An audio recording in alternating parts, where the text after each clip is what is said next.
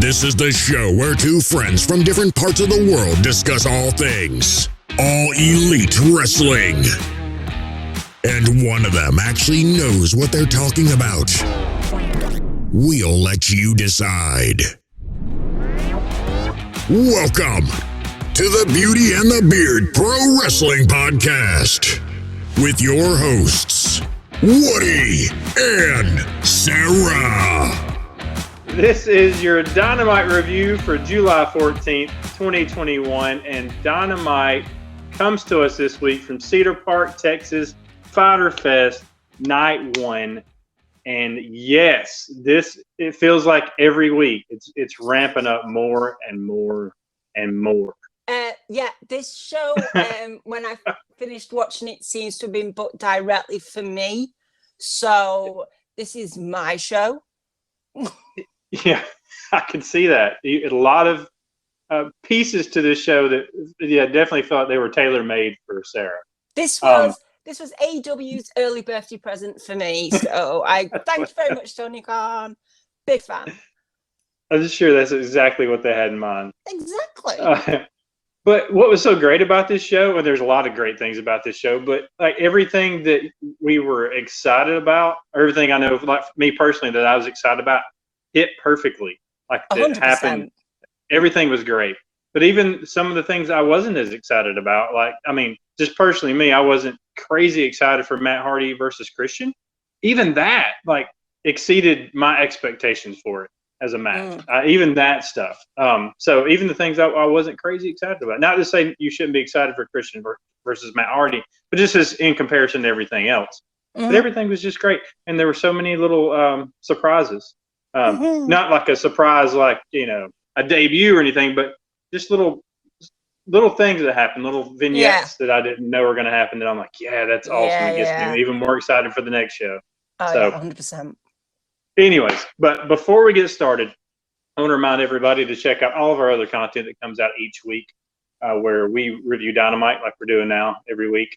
We're also going to be reviewing Rampage in the future when it starts, August 13th.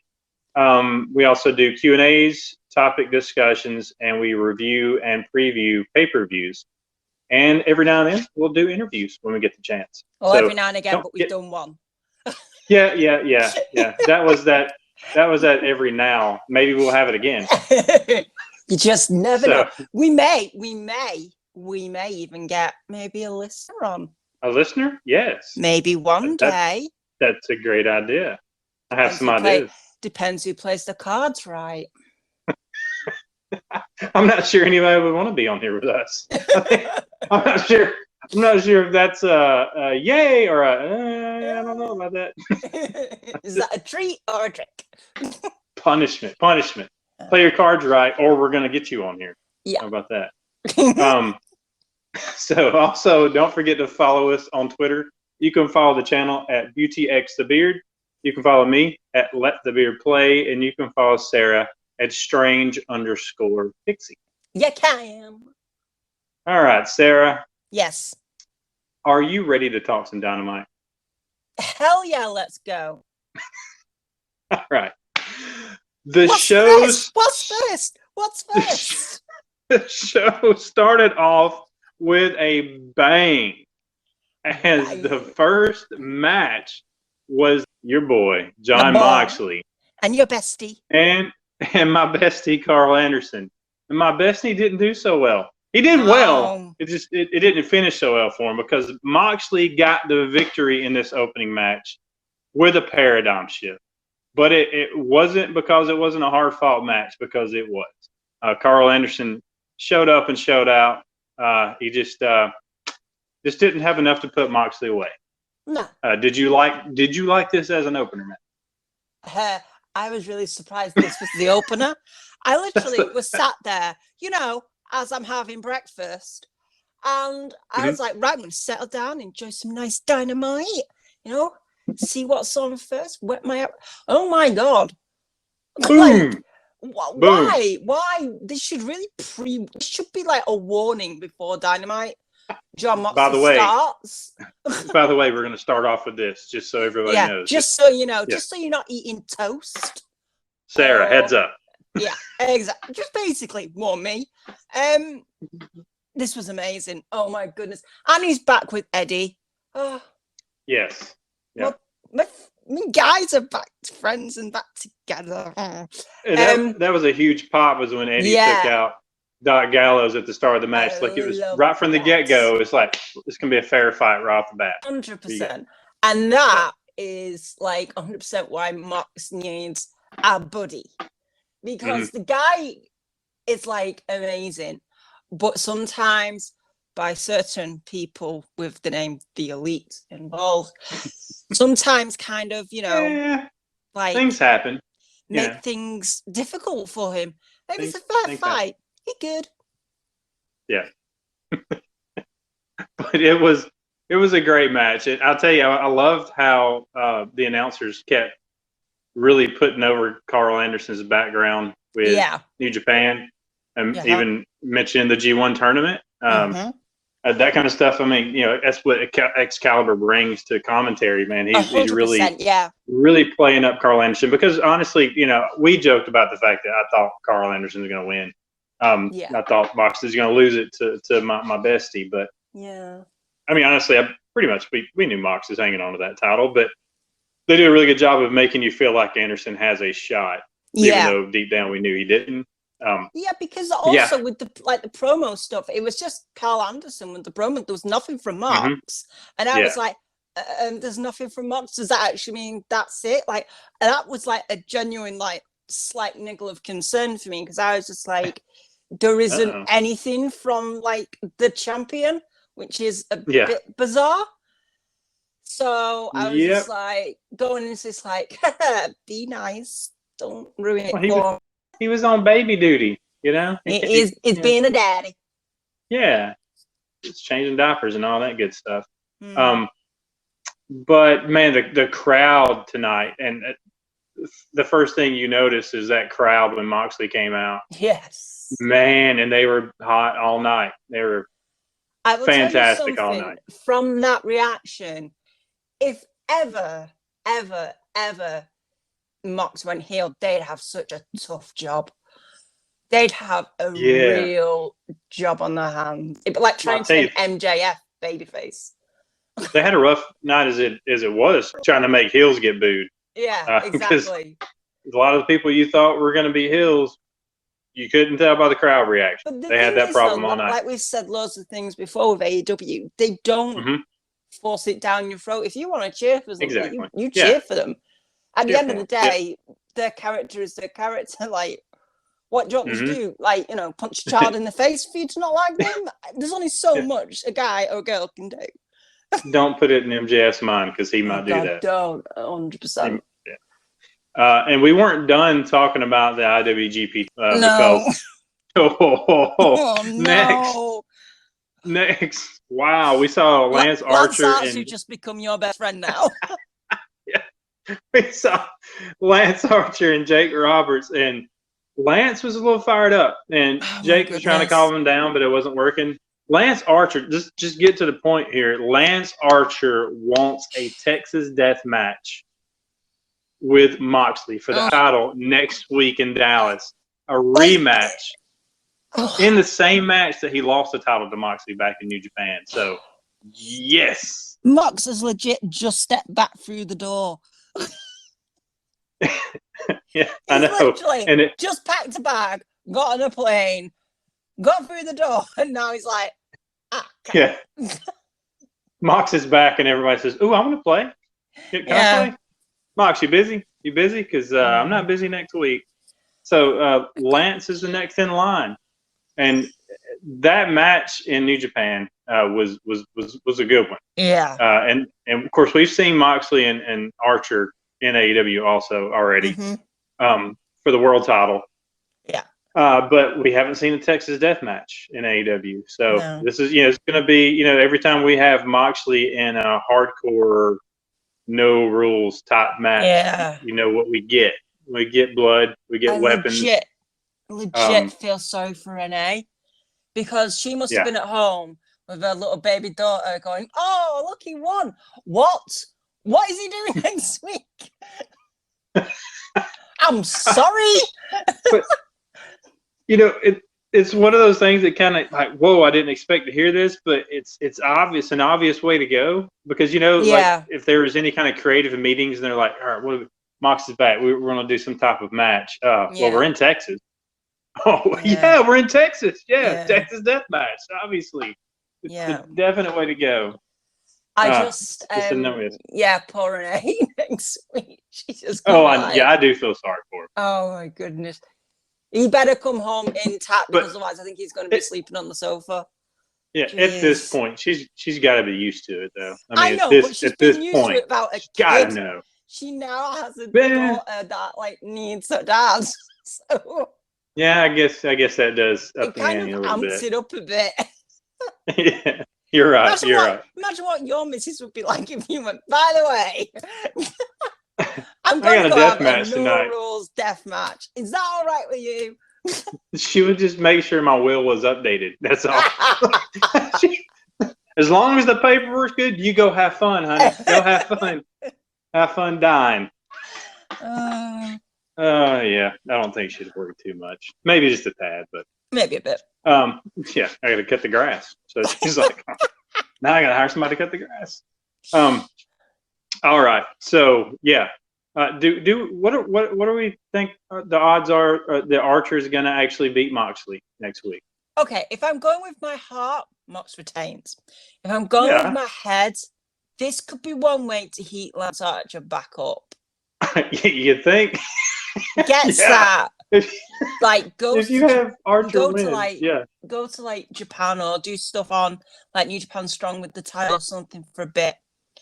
Building back up, and then if he comes back to AEW afterwards, he should. Well, look, just beating Moxley. I mean, like people have been a little down on Lance Archer. Like, man, he's not winning these big matches. Oh wait, he just beat John Moxley. That changes everything. Yeah. That one win because Moxley doesn't lose. There aren't many Moxley losses we can point to. So that not in any itself clean ones anyway. No, but that in itself would definitely that would raise Lance Archer's stock a lot. Yeah, I'm just wondering, like, because obviously my original thought was if he lost to Carl Anderson, that meant like Carl Anderson was going back to New Japan and Mm-hmm. So if he loses it to Lance Archer, that statement still stands. Yeah. I mean, and he's a guy that would make sense. Mox can't hold on to it forever. I mean, as much as like, I'd love him to. He can't hold on to stuff forever. It doesn't work like that, can he? So you have to drop stuff eventually. It's just who to. I keep wondering if this program, we've got Moxley defending this title 2 weeks in a row, if this is going to open the door for not an invasion, but for somebody else. Some run-ins from some New Japan people, something to try to get the title off of Mox. So I don't know. We'll see. Anyways, this is definitely an intriguing match for sure, and interested to see where this goes for both guys. 100%. Next, this is another one of those surprises that it wasn't like a major moment in the show, but just this small thing, I'm like, whoa, hold up. Okay, so we had Andrade with Alex Abrahantes, and we know Alex Abrahantes has a partnership basically with Penta. He's interviewing Andrade, and Andrade makes it known that he is looking for the Death Triangle. So he's telling Alex Abrahantes to let them know I'm looking for. What does that mean? I just love the crowd noise for that. Yeah. Because that's when you're so happy there's crowds, because they literally went,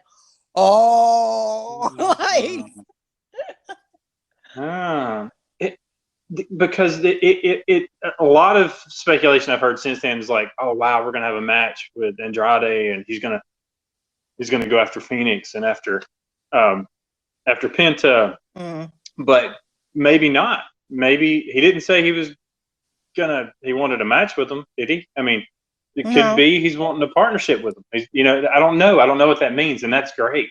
He wants to find them. So it could be where Andrade El Idolo may have a tag partner in mind for AAA.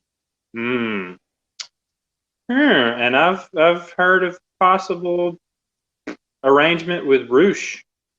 So, because he said when he could came be. in that he wants all the belts, didn't he? Yeah.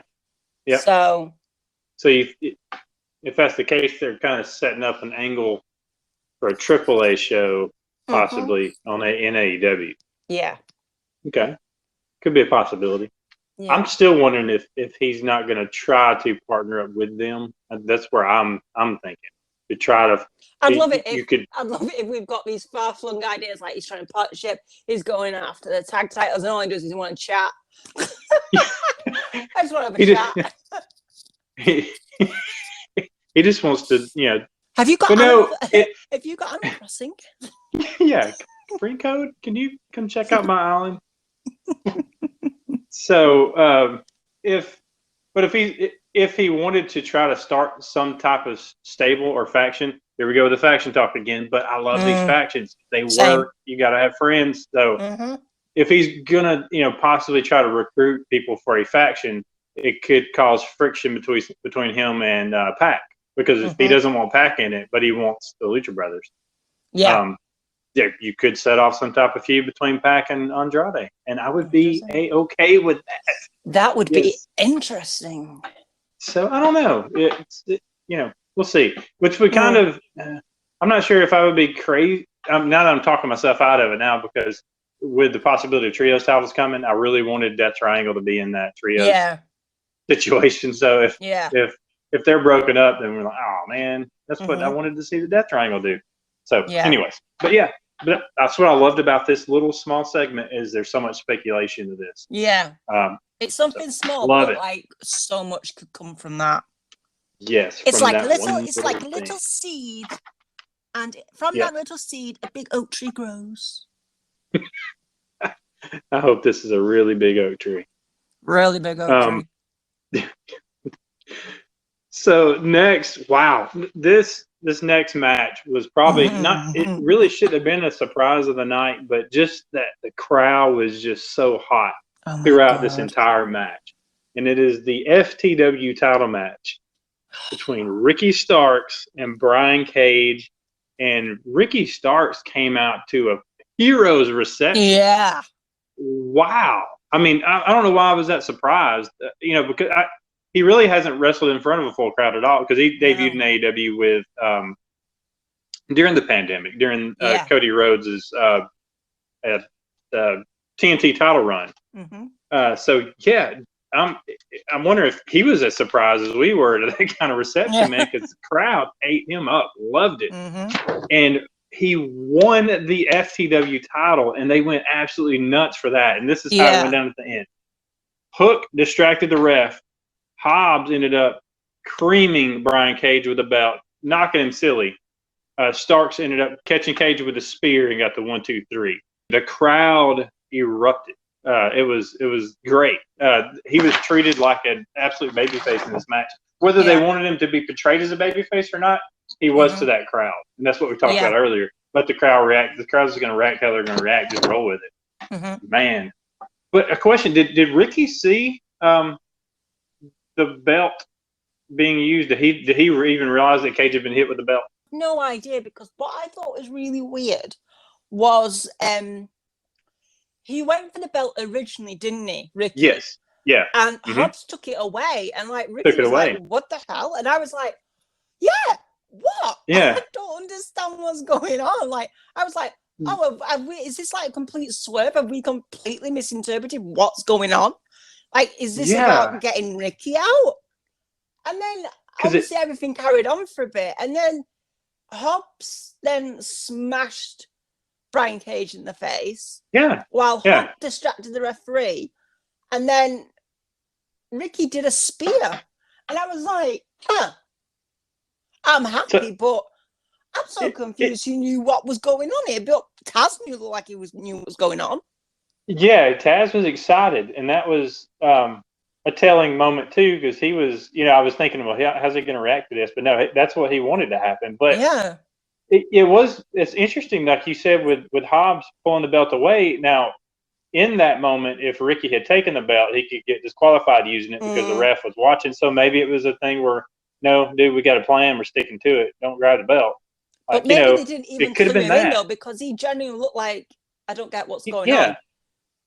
And because I don't think he saw the belt being used. No. So if he thinks he won it legitimately without their help and then finds out later, that could be another rift in that. Obviously Cage is not going to be happy because he felt like he was just screwed out of the title. I don't think Ricky will care how he won it. Well, and he may not. It's just a weird feel because we just saw last week where Ricky felt threatened by Cage and Team Taz or whatever, and he wanted his own security team. So and now all of a sudden everybody's working with Ricky. It seems except like for Cage. Seems like when Brian Cage and Ricky Starks weren't involved with Team Taz for that small period, Taz has sat down with Will Hobbs and Hook and said, look, this is what we're going to do. It's between you two. Don't get anybody else involved. So they were the only ones clued into it. Looks like a double swerve. Yeah, it raises a lot of questions. The details. But that's what's so great. It's not just cut and dry. Okay, good guy, bad guy. This is got to kind of. It's not. It's like they don't want this bit to finish yet. It's like they've got something else going on, and this has been leading up for how many months to this point. Where do they take it next? It's really exciting. I know, and it's still not stale. I mean, how many storylines could keep going like that and not feel stale yet? But it doesn't. They haven't overplayed it. And this is it's kept it interesting. And this is what I think is vital about the faction thing in AEW. I get that there is a lot, 100%. But it works because when Ricky was off, not being able to be in ring, he's still been able to be part of his storyline because he's in a faction, so he can still play parts in it. And it means that it's not been forgotten about. It's not, had to go away. But it's not been shoved in your face either. It's done it in a certain way that it's bubbled along nicely. It's in a nice simmer before we get to the bubbly boy bit. Yeah, and details like that are things that when people, and I'm not saying people can't complain about too many factions. Everybody has their own opinions, but the people that complain about too many factions, they will overlook details like you just said, because if without the factions, this storyline probably doesn't keep continuing, and we just got to scrap it and go on to something else, and then may never come back to it, because if he's out that long, then you may get forgotten. But with it, with the factions, you're able to keep that stuff going and keep it. Not just put it on the back burner completely. You keep it out front because the faction can keep it relevant. So, because the last time Starks wrestled was when he got injured in the match by Hangman. Hangman, yeah. So that's a long time ago, in storyline ways, if you will. But he's still been able to keep the little feud going because he's been interfering in Brian Cage's matches and stuff like that. But it's not like we've seen him all the time, every time. Yeah, so, not overdone. I don't know. I think it's the right balance when they do it like that. Don't get me wrong. If they do it over the top, I'll call them out for it. But at the moment, they seem to have got the balance right with how much they're using the faction thing to the advantage of the company storyline and the wrestlers. So far, I'm still good with this. And I'm sure you're good with the next segment. Cody Rhodes. Cody Rhodes was fired up. He came out of the back, and I love segments like this. By the way, they don't do them too often. I rolled my eyes at this bit. I went, "Oh, here we go." When he came out, but they do it every now and then, and it feels like it's off script or something, where it's like, okay, we're interrupting the show real quick. They don't overdo it, but you're right. Usually when they do it, it is Cody. But he seems self-aware of it, because he actually mentioned okay, I'll probably be using my power here. So it's not like hey, yeah, and that's why I will like, you know, in kind of like sarcasm, like, oh, here we go again. But it's not actually like I'm not hating it, if that makes any I got you. sense. Yeah, It's kind of more like, oh, it's Cody. it's still the character like, thing. Yeah, it's always the Yeah. character thing with Cody. Like the guy is great, but the character thing with Cody, I just in my real life, I can't deal with people like that anyway. And the character of Cody is just no one is that good and perfect all the time, and I'm just like. If you've never listened to the show before, just be aware that Sarah definitely has a love-hate relationship with Cody. Yeah, I love his for stuff, sure. and I love everything, you know, that he does with the company and stuff. Yeah. But when we get to Cody's segments, sometimes I'm just like, but you're just so squeaky clean. and it's what makes this matchup exactly, and that's why it's perfect.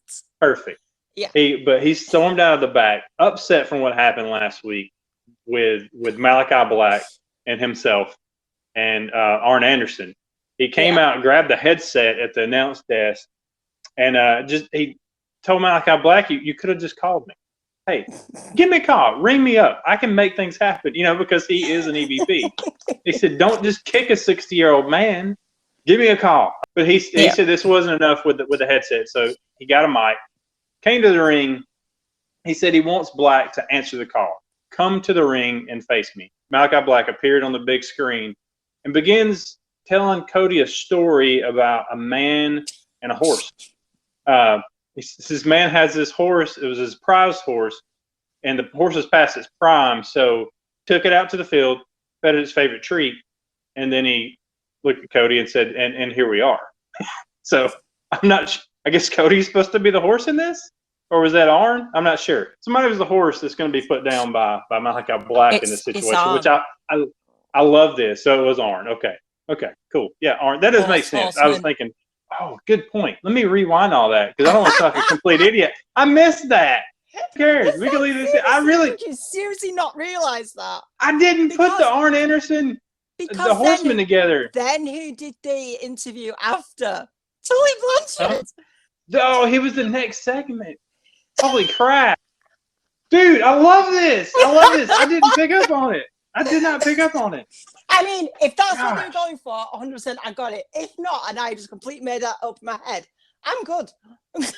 Wow, that's great. I think I got eagle eyes from this I know stuff. it's like what you thought I got me before. Yeah.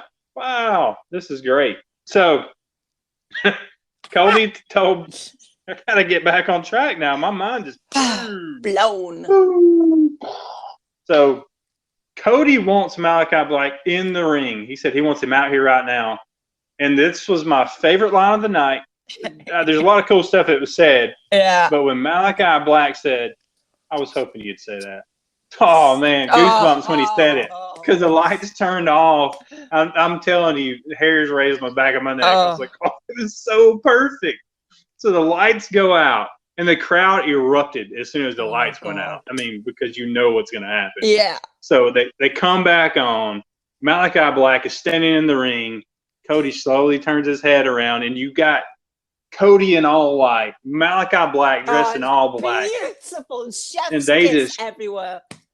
Cody goes for him, and they just start, waylaying at each other. And then security comes out and all the refs or whatever and try to pull them apart. So you got this classic pull apart where you got both one guy at one side of the ring, one guy at the other, and they're both Cody's trying to get loose. Well, Malachi Black was just smiling. He was a little more calm. Like this is exactly what Malachi Black wanted, was to get him riled up and get him physical. And this is where we are. So, and the crowd was ballistic for this. I mean, these are the situations that are made for a live crowd, because this would have played totally different in an empty arena. Obviously, I mean that goes without saying. But just chef's kiss, perfect. This segment was beautiful, absolutely stunning. Like seriously, like from when Cody came out all angry, and I was like, here we go, to the point where he was like, we saw Malachi Black on the screen. I was like, he's in a room again. Like, can you not get out of these rooms? No matter where this guy is, he gets in a room and he can't get out. So I was watching this going, all right, Smoky room. I love what you're saying. I get I'm hoping I'm getting the metaphors and the, what you're including there. Yeah, that's great. I didn't think about it. Good. And then I was like, get out of the room. Get out of the room. Please get out of the room. And then Cody was like, come out. And he was like, well, I was hoping you'd say that. And he got out of the room. I was like, he got out of the room. I was so happy. And that visual, Cody all in white with his beautiful blonde bleached hair, Malachi Black and all black with his gingery beard and his straggly ginger hair. I was just like, I literally out loud to nobody in my house apart from the dog, which he really doesn't care. I went, it's the angel versus the fallen angel. And I was just like, oh, this is so good. This is when visuals really come in. Mm-hmm. I was just like, this is whoever's been involved in this entire thing. I want to give them a standing ovation because I was just popping so much, just like, oh my god. And then for one split second, I thought, this must be how the world sees me and my best friend. I'm all in black, and she's all lovely and angelic. And I was just like, anyway, back to AEW. This was brilliant. Oh my goodness. Yes. And that little snarky smile. I'm so excited. And I know I mentioned it to you, and you weren't as aware because you haven't watched it or read it. But if anybody out there has ever read Stephen King's The Stand or watched the original miniseries or the new one, I haven't seen the new one, but I get the way Malachi Black is handling himself. I get Randall Flagg, and Randall Flagg is the villain in the Stand, and it's a classic story of good versus evil. And Randall Flagg is a very manipulative representation of evil in the movie. He's the big villain, and in the book, whatever. But yeah, he gives off those vibes. That's what I get, and I would love to see that type of character. We talked about that before, and I totally think that could work. And that visual of the black suit versus the white suit in this thing, even the cover of the book has a character all in black versus a character all in white on the cover of the original novel. Yeah. So I just love that. I get this to stand by, which is great because it's that representation of light versus dark, and that's what that was too. So anyways, love it. So as a Stephen King fan, that gets me even more excited too. So I don't want to go on too big of a tangent, but I just had to point that out. It was really, really good. And, I just can't wait to see what happens. Like, when we get to a match with these two, what is the crowd going to do? Because if it's anything close to how they reacted tonight, man. Yeah. I'm interested to see how this is because like we've said so many times, AEW doesn't tell you which way you should go. That was clearly evident tonight.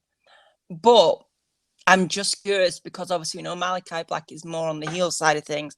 Cody is obviously the angel from Angels and, has a little halo over his head. So I'm just wondering, how the crowd will, react to this. It's good that you pointed that out because even Malachi Black in his promo said, "Did you hear the crowd when I kicked you?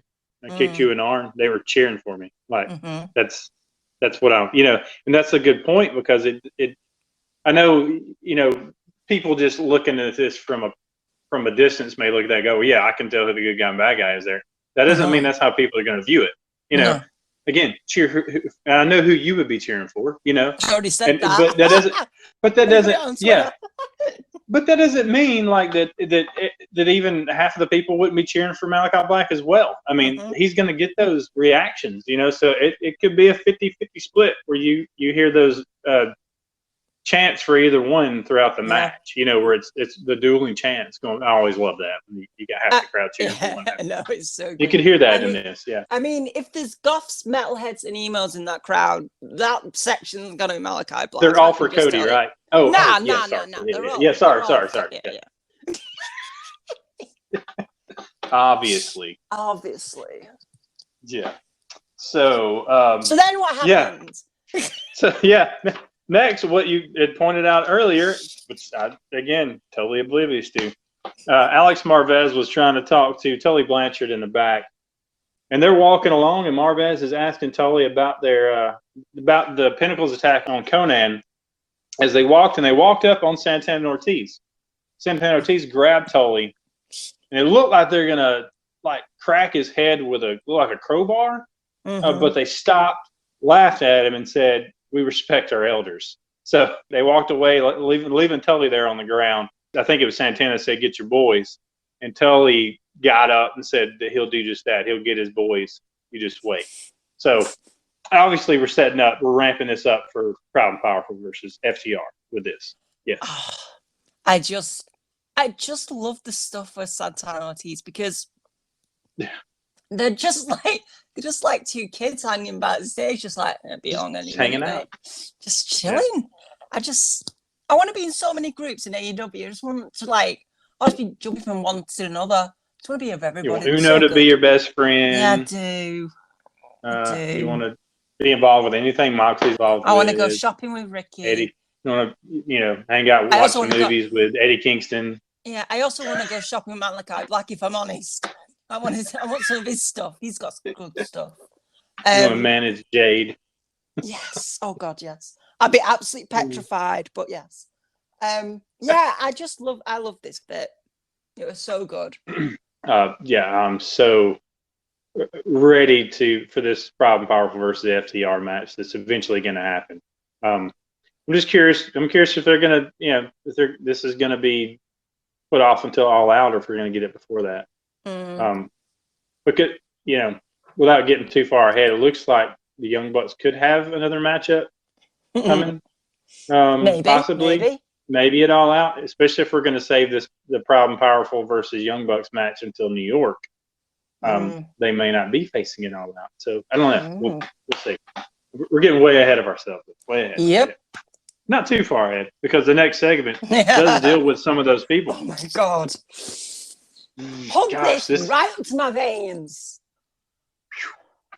Tony Schiavone was in the ring interviewing Adam Page, Hangman Adam Page, everybody's favorite anxious millennial cowboy. Page talked about from day one how he wanted to be champ, but he failed. He failed at his chance to be champion. But the Dark Order was right that he still needs that championship. He still needs to be champ. And so he said he is here to challenge for the AEW championship. But before he could fully get that out, he's interrupted by Don Callis in the Elite. They think that Page is not that guy. He's not that guy. That's what your friends think. That's what they think. But Matt even comes to the ring to remind him that he's the one that left the Elite for a bunch of losers, and that all he's going to be is the next great wrestling tragedy. That was a bit of a low blow. Digging a little deep there. They didn't go too far with it, but it's so. Matt baits Hangman into attacking, and Page clocks him. He obliges. He clocks him, knocks him down. But this allows Kenny to sneak into the ring behind him with the AEW title belt ready to attack. But before he can, the Dark Order, the Cavalry arrives, and they cut off Kenny. Kenny bails out, joining the Elite out on the ramp. Hangman says he wants a match, and Kenny says that he can have one, but it's going to be a 5-on-5 elimination match. The Elite versus Page and the Dark Order. That way, Page can earn his shot. Hangman says if we win, the Dark Order gets a tag title shot. Kenny agrees, but says if the Elite wins, Hangman forfeits his shot and walks away. Then Kenny basically hammered home the fact that he thinks that Hangman doesn't have the confidence, which is what we've talked about on numerous times. That's the story here, is that Hangman doesn't believe he can actually win. And that's what Kenny was kind of throwing in his face, that he doesn't believe, he believes in himself. Hangman responded by saying the Dark Order does not back down from a fight, and you're wrong. I love that line. The Dark Order doesn't back down from a fight. Like he was like officially part of the Dark Order. But anyways, what did you think about this? This was just masterful. I can't put into words. There aren't enough words, descriptive words, to say how good this was. when Hangman walked down, his little thing, you know where it comes up with the name? Yeah. His little thing at the top said, feeling weird. I hate it when I miss those. That's So great. what my response was, so am I. I know how you're feeling. I get that. Weird. So this was really good. Like obviously the Elite turned up, and it was like Kenny to begin with was like, so it's like going like a petulant child, which I just kept clocking every now and again. It's just like, he's such an a-hat. Like, oh dear me, Kenny Omega. I don't mind. You're talking to your TV again. I was literally talking to my TV. Of course I was. No one else talks to me here. And so, and then obviously, like, they then start saying stuff, and then I was like, I'm gonna go in. I'm gonna go in. Like, yeah, you go in. And like, Hangman got up close and was like, oh, it smells like you've been hitting the bottle again. I was just like, whoa. Like, and then obviously they said the line of like, you know, a wrestling tragedy. And I was just like, my goodness, like, I know this is like, you know, wrestling, but calm down. Yeah. Let the guy a chance. Brutal. And then obviously Dark Order come and rescue their buddy. And yeah, when he said Dark Order don't back down from a fight, I was like, are you the Dark Order? You're saying you're part of the Dark Order? Have you officially decided? There's never been anything official. It's just been assumed, kind of. Hanging on a page looks like he's part of the Dark Order, but just not broadcasting it to the world. I tell you, listening to a lot of the wrestling media stuff I've listened to recently, a lot of them seem to think that Hangman should distance himself from the Dark Order since he's now officially in the world title picture. Why? Because I just keep hearing talk that they look at the Dark Order like as a lesser group, but they don't realize. I mean, I guess a lot of people, and there may be a lot of fans that look at it the same way, not just some of the experts I've heard, experts in quotations, that they still look at Dark Order the same way they did at the end of like 2019, before it became what it is now. I think in their minds they still see Dark Order as not an act that's over. Yeah, but that's not they true, are because so over it. Like, I don't see how. Over. Yeah, listen to the crowd, man. I'm telling you, listen to the they're crowd, not the old Dark Order. Yeah, and go back onto the BT bits that they were on. All the comments of Dark Order's the best bits of the Dark Order. We want more Dark Order. They're over with it. Look, you can't please the AEW everybody. Crowd. Yeah, you can't please everybody all the time. No. But at the end of the day, the reaction that they get when they came out for Hangman and Page, or when they've done anything, even on their own, they are over. Whatever happened then is done with. Yeah.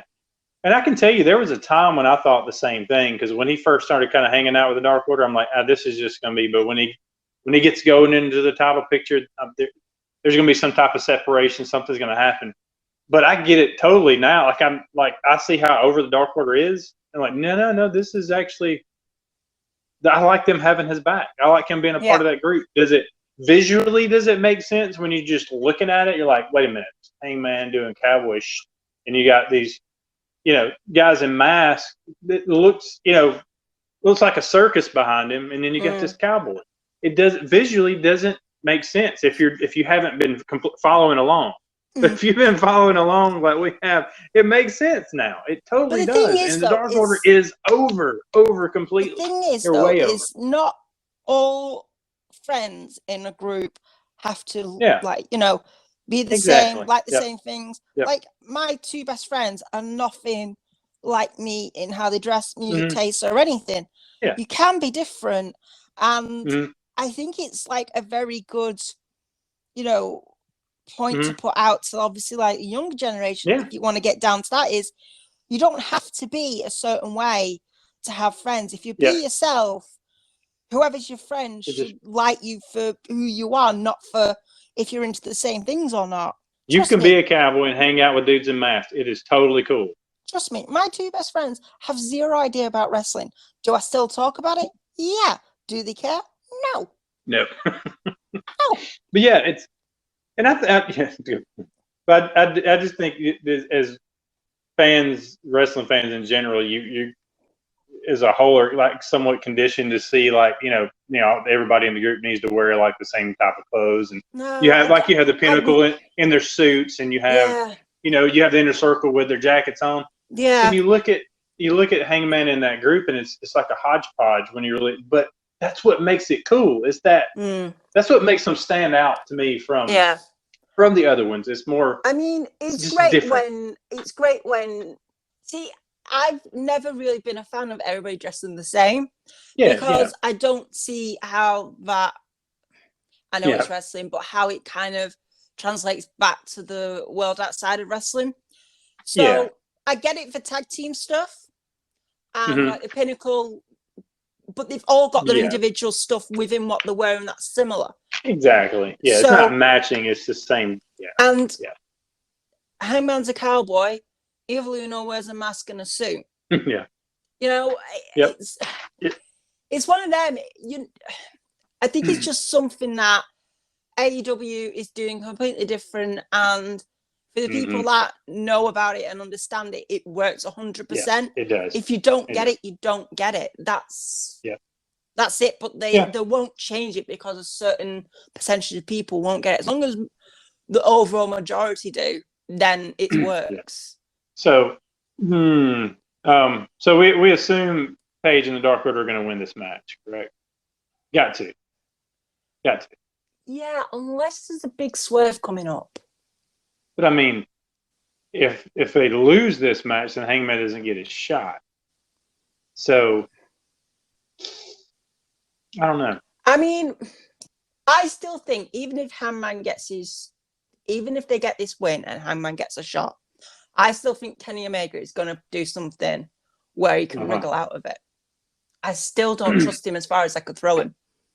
It would, and even though I think we realize that Hangman and the Dark Order are going to win this match, or we're pretty sure they are, it would still be interesting it being an elimination match to see who pins who, who eliminates who, because that's going to be it's going to be tough to book, I would think. I mean, somebody's got to pin Kenny Omega, but I don't know. What if somebody else wins it for Dark Order and Adam Page, and it's not Adam Page that wins it for him? Does that then affect Page's confidence? I don't know. There's a lot of different ways you could have that match. That match could have ripple effects as far as the story goes.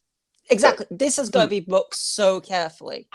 Yeah, I don't want to book it. I have zero idea how this is going to work.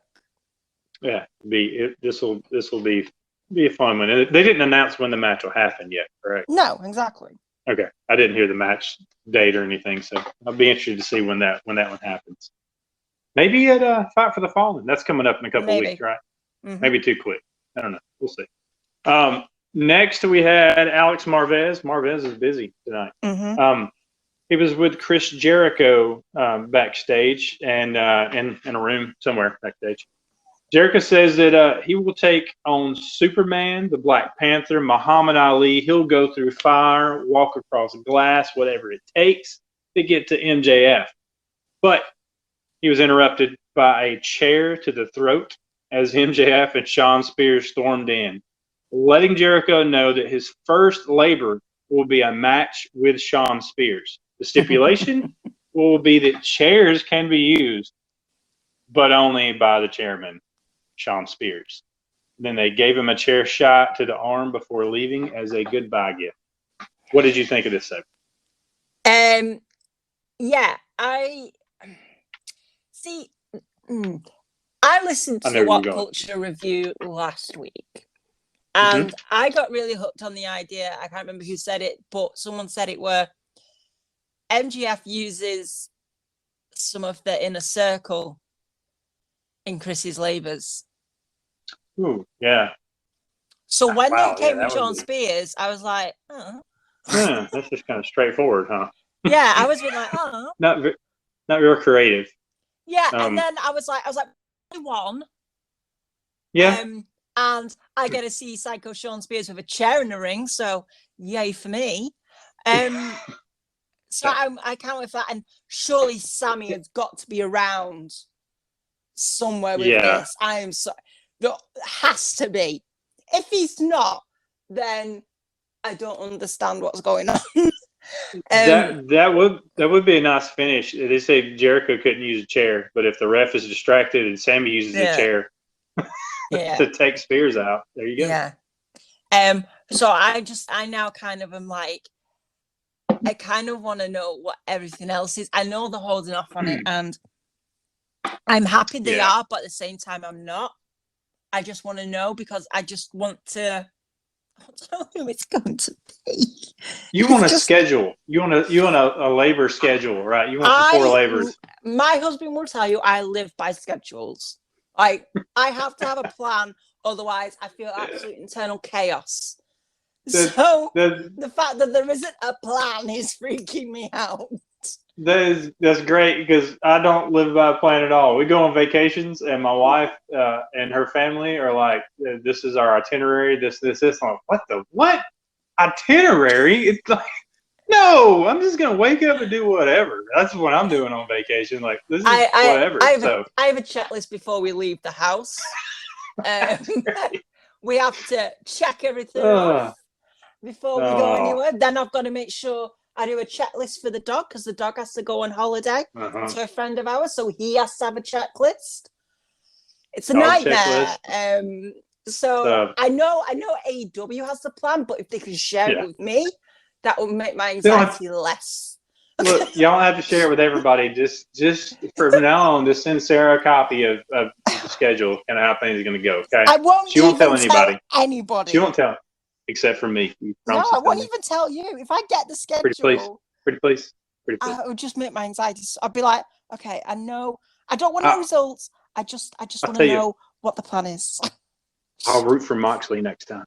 Yeah. Okay then. All right.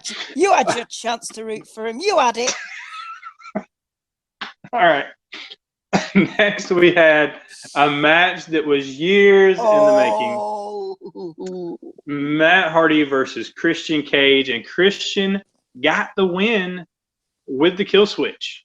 He put Matt Hardy down, but this match exceeded my expectations. Now, I don't know your opinion on it, but it was much better. I was much more entertained with this match than I thought it would. I thought they did a great job.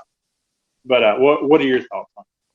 I was really hyped for this because if you've listened to like our very, very first episode, you'll know these are the two main people that I kind of got me into the wrestling thing and tag team and everything.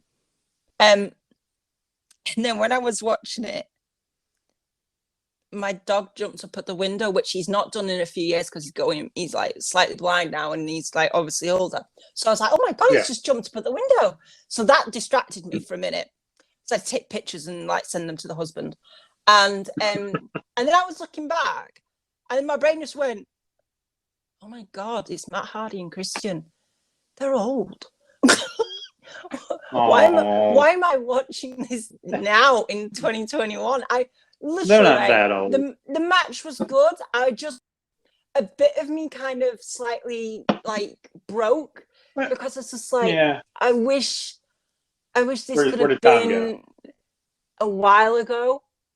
You know, where like it wasn't so like I don't know, trudgy. It was good. What I wanted, I just won't ever get because it's not 2001. No. You can't expect a prime Matt Hardy versus Christian. That's what 13-year-old me wanted. And that's my fault. But I enjoyed it. I just kind of wish 13-year-old me would have not got me so hyped for it. See, like we talked about where to put your expectations. My expectations were a lot lower than yours, I think, on this match. Now, that's why I was much more pleased with it. Yeah, exactly. I didn't go into this hyped up at all. Yeah. I thought they overshot my expectations. They undershot your expectations, but yours were you expected them to come out with ladders and Yeah. a belt hanging above the ring. Mine was 20 yeyears ago, mate. So Yeah. Yeah, ain't nobody doing that again. Not between them two. I also was like, okay. where's the Hardy Boys music? And like, I was just, I don't know. I just kind of like 13-year-old me just really like screwed me over for this. Yeah. And I'm not her friend right now. We forgive her. We'll forgive 13-year-old. Just this one. Just this one time. But after the match, though, the Hardy family office came out for the attack. But Jungle Boy and Luchasaurus, they made the save. Now, Luchasaurus lifted Christian onto his shoulders. This was interesting because Jungle Boy's face was like, what? You're picking up Christian? You're Christian? Yeah. Okay. Yeah. It was like Luchasaurus got a new kid. So yeah, I think this has got to be. I know you're just waiting on that Christian turn. Yeah. Of course, this looked more like Jungle Boy was the one that was a little irritated. Maybe no, I don't know. Maybe we were reading too much into it. I think Christian Cage is going to get between them two, and that's going to form his turn. We're going to get Christian versus Jungle Boy, right? Yeah. Now that I can get excited for that. Mm-hmm. I think a heel Christian would make him a lot less vanilla. Yeah. Because there's nothing like that really gets you. It gets me fiery for Christian right now, which is crazy because I was excited to see him come into AEW. But I think an edge being added to him, not edge. Well, I didn't mean edge, not edge added with. Oh my God, Edge coming! Yeah, I didn't say Edge is coming. Calm down, everybody. Calm down. All I need is Jeff to turn up, and I've got it back. Christian just needs an edge, not edge. So, I know what you're saying. Before you get yourself all twisted with this, I get it. Everyone else is going. What did you say? Yeah. What did you say? It's coming. All over the Twitter. Yeah. So that, and I don't know if you saw the if you've seen the AEW exclusive with Private Party and Matt Hardy afterwards behind. Yes, backstage. He blamed it on having to stay up with his newborn daughter, right? Yeah, I love how he was like, and that's why I lost. And you can just see Private Party going, that's why. Honestly, I was just like, I was literally belly laughing at that. And I think I tweeted something like going, I've not got kids myself, but this. Yeah. Matt Hardy is awesome, man. Yeah. Oh, it just made me laugh so much. Oh, such Brilliant. A good heel. Such a good heel. Was so likable too, though. 100%. Yeah. All right. We're going to hear from God's favorite champion, Miro. I love this. I love it so much. It was story time with Miro. We're getting a lot of stories. We got a story from Malachi Black, and now Miro wants to tell a story. I feel like I'm meant to sit down with some milk. Yeah. Tell me a story, Miro. Tell me a story. Tell me a story. Okay. So he told us a story about a hero who forgot who he was. I wonder who he's talking about. And a voice from above told that man to forgive himself and remember who he was. Filled with power, this man destroyed everyone in his path, but he forgave every one of them. He is God's favorite champion, the Redeemer. And apparently God's favorite champion now has a new looking TNT title belt too. Did you notice that? Belt was amazing. This is if they are going to go with a different strap and a different design for everybody that holds it, I'm 100% here for that. You're going to run out of colors eventually, right? No, but you can have different designs on the I know, yeah. Yeah. But I loved it. It's really good. That's smart because it could mean that the belt that someone drops, they get to keep, possibly. Maybe, I don't know. But no, I loved it. I like the white. White, little green detail on it. That's gonna get dirty, because it's pure white. But yeah, I love this. How it's like, thanks for my hot wife who can do the splits. Hot, flexible wife. Here we go. Yep, brilliant. Yep, very good. So next we had Tony Schiavone with Dr. Britt Baker, DMD, in the ring. And to me, we kind of talked about how Britt's run so far hadn't been what we kind of thought it would be. Mm-hmm. But these last 2 weeks, these promos are starting to hit. Yeah. I like this. Britt says, don't be worried about her after Nyla's attack. Worry about Nyla keeping herself relevant. Nyla's at the top of the food chain, but Britt's off the menu. And the only thing keeping Vicky relevant was Vicky's last name. I mean, these little blows, man. Oh, man. Burn. The belt isn't going anywhere, but even without it, Britt is still Dr. Britt Baker, DMD. And that crowd reaction with the DMD, good Lord. Vicky and Nyla were not happy backstage. Nyla says that she's handing Baker a butt whooping next week because that's the nature of the beast. But I know you're going to talk about this, but just one question.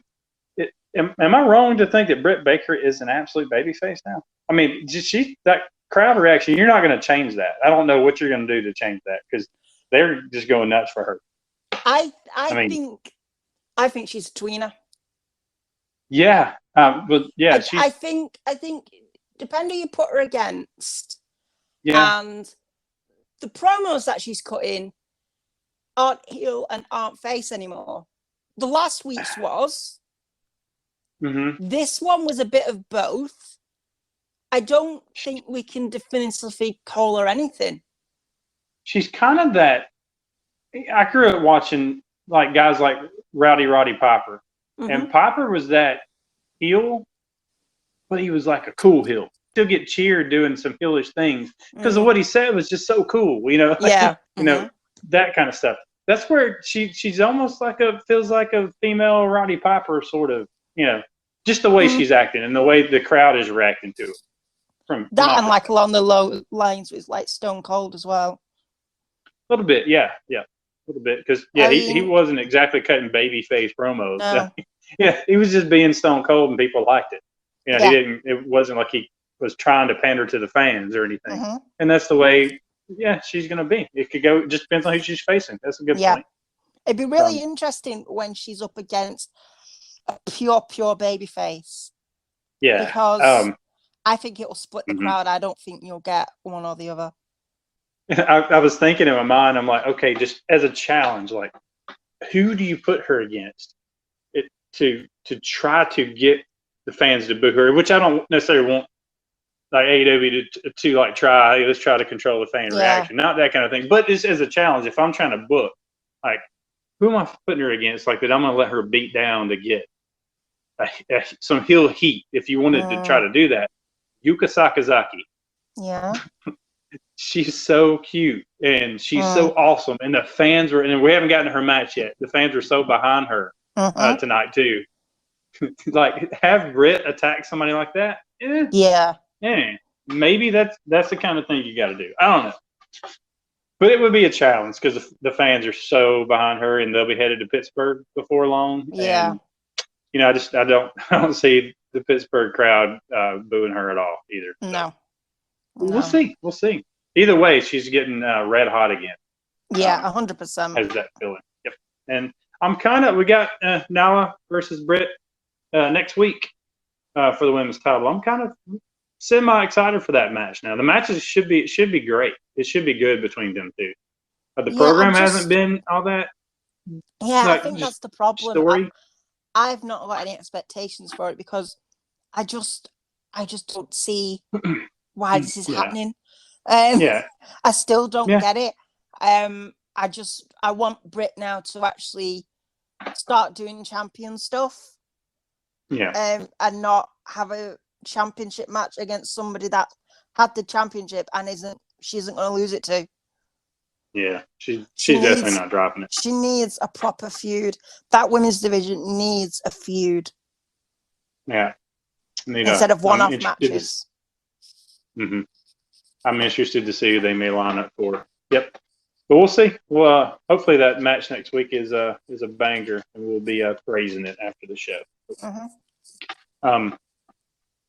Next, we had your boy Moxley backstage. He was talking about the Lance Archer challenge. Mox says that he survived Archer in Tokyo and survived Archer in Jacksonville, but apparently he wants to end Mox's career. But there's only one boogeyman, and that is Jon Moxley. Next week, he says Archer will not only be Texas born and bred, but he'll also be Texas dead. Yep, I love that line. Yeah, he's been doing nursery rhymes. That's why. I didn't think about that. That's what it is. He's been working on his nursery rhymes with Baby Duty. Very good.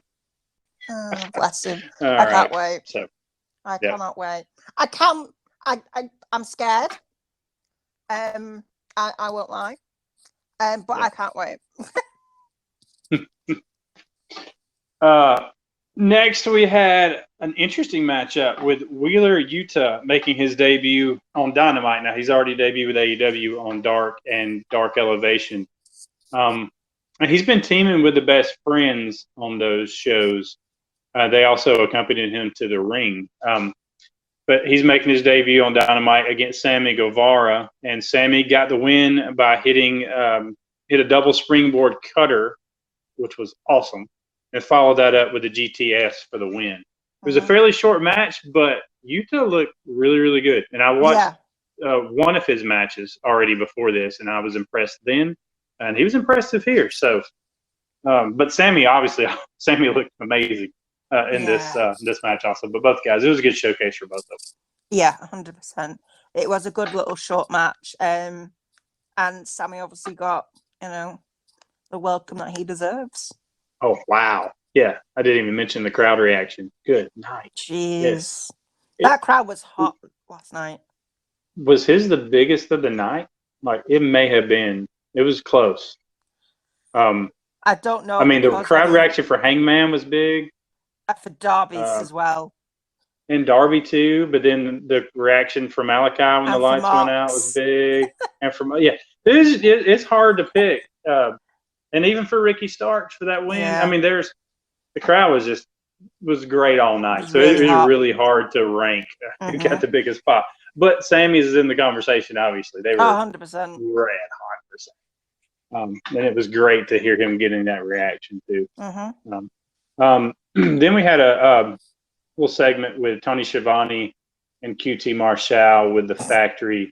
And plain and simple, QT didn't really like talking about losing to Cody, so he poured coffee into his head, and that was about it. I mean, okay. All right. Moving on. No idea. Poor Tony for having coffee poured on him, man. I hope it was cold.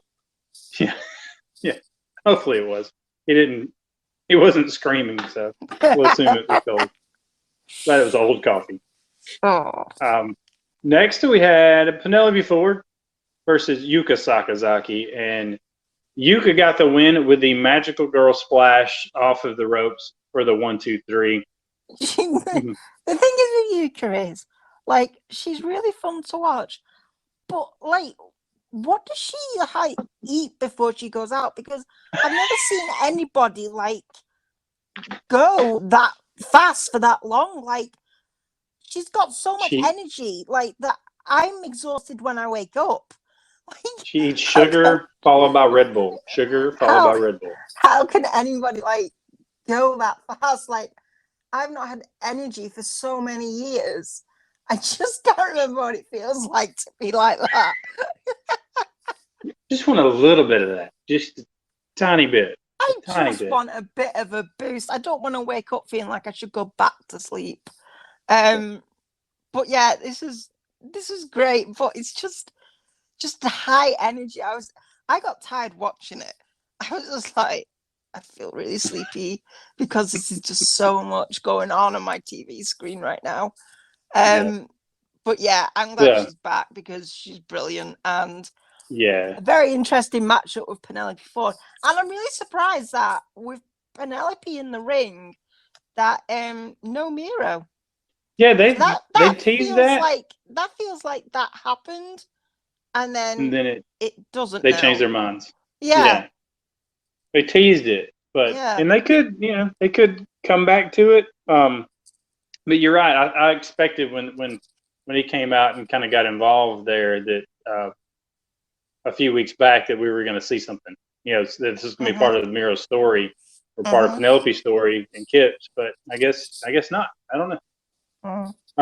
But yeah, both ladies looked awesome though. Penelope, when she gets those submission type moves on, the look on her face, she has that sadistic look like she's really enjoying it. She's so underutilized in AEW as well. She is, and I think she's gonna, given time to do some character work, I think she's somebody you could definitely heat up for a title program at some point.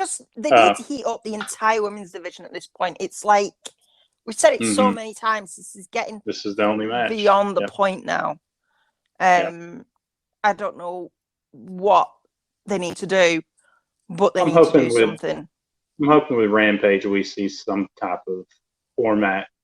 Not to say completely change the format of Dynamite, because Dynamite is awesome, but I mean, where we see a couple more matches, like you mentioned, we're adding that extra hour or so. They need more time somewhere to develop. If they had more men's matches, it's going to kick off. Have the one women's match on Dynamite, and Rampage is nothing but men's matches. And come on, man! Oh, it just will not go well. I know, but both these girls look great, and you're right. Yuka being back in, she's so much energy.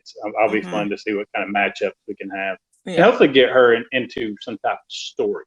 She always does, always has amazing matches, but I'd love to see an actual story with her. So we'll see.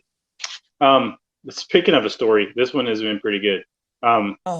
Ethan Page versus Darby Allin in the first ever coffin match, and it was no joke.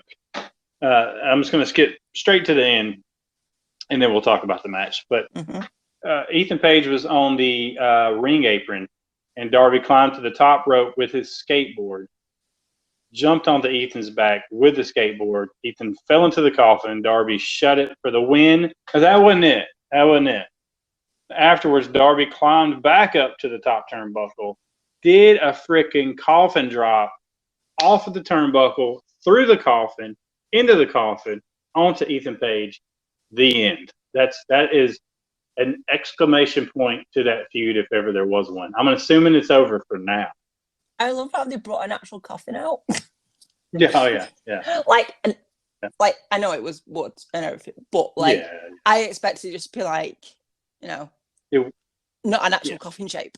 It wasn't a casket like we're used to seeing in WWE, the casket matches. This was a coffin, shaped like a coffin. I was also really surprised that I thought this might have been cinematic. I don't know why. I'm glad it wasn't, but it's just the way, like the whole. I think it's because of the graphic. I just think that made me think, cinematic. It did look different, But I'm glad it wasn't, because this was brilliant. One Scorpio Sky hiding in a coffin. I mean, no wonder them guys struggled to carry it down. Yeah, did they not realize that there was somebody in the thing? Like on the way down, and what I'm not go, hey, is this thing heavier? I just wonder if what's this made out of? I just wonder if he was in there on his phone, just texting, just taking selfies in the coffin, or watching TikTok or doing something. Just like he was listening to our podcast in that coffin. I know it. Yeah. And then obviously he popped out for a surprise, and then Sting turned up, which I just love that he wasn't there, but he was there when he needed him. So that was even good. the odds. And then when they went to into the crowd, I mean, I got shades of Jeff Hardy when he jumped off that entranceway. And then Ethan Page just throwing him around onto metal. I was like, Jesus, I could feel that. Yeah, the avalanche, Ego's Edge onto the ring steps in the ring. Wow, my goodness. That looked painful. This was just so, the crowd was in love with this. They were literally going off insane for this match. I just can't believe that what I thought was going to happen didn't. I know. It Ethan just thing. messes everything up. I was generally like, after it finished, I was like, Darby looked shocked. Now going, yeah, I'm shocked too. Like, I know it was weird, feeling like a little bit like put off that Darby won. Yeah, I know, because that wasn't the way it's supposed to end. I'm just really curious of what he can do next. Yeah, because he surely he's done most of the stuff that you'd think he'd do as a face. I don't know. I know how we'll find out. Though. I'm happy he won. Yeah, how do we find out? Watching Dynamite every week. Watching Dynamite. I'm glad he won in the respect that I like Darby Allin, but I'm confused as to why. I've never had this feeling before with AEW. And I feel weird. I know having this conversation. Like we're going like, man, Darby won. Dadgummit. Like surely we should be ecstatic. Like the good we guy should be. prevailed. But I know. I am happy. I'm just confused as to why I'm confused. I really had it in my mind that Ethan needed to win this match. I feel like the win was more important for Ethan than it was for Darby. Yeah. And that a Darby loss was better for Darby's character. Yeah. Change or character evolution. Yeah. What literally happens now? I don't know. So where does Ethan go other than where does Ethan go? Where does Darby go? To the graveyard. Yeah. What does Darby do? Sting, Scorpio Sky. Yeah, I don't know. Honestly, your guess is as good as mine. So interesting. Not swerve, but it was a swerve for us. Yeah, it's pretty straightforward, but to us, it was a swerve of what we were expecting. I mean, there goes for Malachi Black entire thing. Yeah, I think that's off the table too. Well, at least the way he had it planned, anyways. We'll see. We will see. I am intrigued. But we talked about that crowd in Miami, how jealous we were of what they got to see live and in person. This crowd got a treat as well. So, for anybody that was able to go, that's awesome. Happy for you. Congratulations. Still jealous. And next week's looking pretty good too. Next week we have Britt Baker versus Nyla Rose for the women's title. Chris Jericho will face Shawn Spears in the first of MJF's labors, or Jericho's labors, somebody's labors. The first labor's happening. Apparently, Spears is going to be born from Jericho. This is weird. Jericho's going into labor, and he's going to have to face Shawn Spears. Something I don't know, but yeah, Spears is going to be the first labor of Jericho next week. Orange Cassidy will be taking on the Blade. We're going to get Jon Moxley defending the IWGP United States Championship in a Texas death match with Lance Archer. That's got to close the show, right? I know we talked about the main event. This has got to close it. Yes, has to. I love it how we're kicking off this back on the road with stipulation matches every episode. Like we got the strap match last week. And we got the coffin match, and now we're going to get the Texas Death match. So, and Jericho's going into labor. I mean, hey, So this is lining up to be an awesome episode. And as always, I know there's going to be some prizes. You never know what kind of tricks they're going to pull out in front of the live crowds. Man, it's so great having crowds back. So good. But man, it's so good, so good. Oh, it live is. Crowds. Fantastic. It makes such a difference. Yeah. Fans are so important to a live wrestling event, which everybody should know that, but it's like the pulse that really makes everything work 100%. like it should. This just was an awesome show. Yes, it was. Just like so happy. But don't forget to check out all of our other content that comes out each week. As I mentioned at the beginning of the show, I'm going to mention it again because that's what I do. We have Dynamite reviews each week. We're going to have Rampage reviews coming out eventually when Rampage debuts. And we also do Q&As. We do topic discussions, and we do reviews and previews of pay-per-views and interviews once. but hopefully we'll have some more. We'll let you know when we do. Follow the channel at BeautyX the Beard. You can follow me at Let the Beard Play, and you can follow Sarah at Strange_Pixie. You can. We hope you enjoyed it. We get out there and be good to each other, and we will see you on the next one. Bye-bye.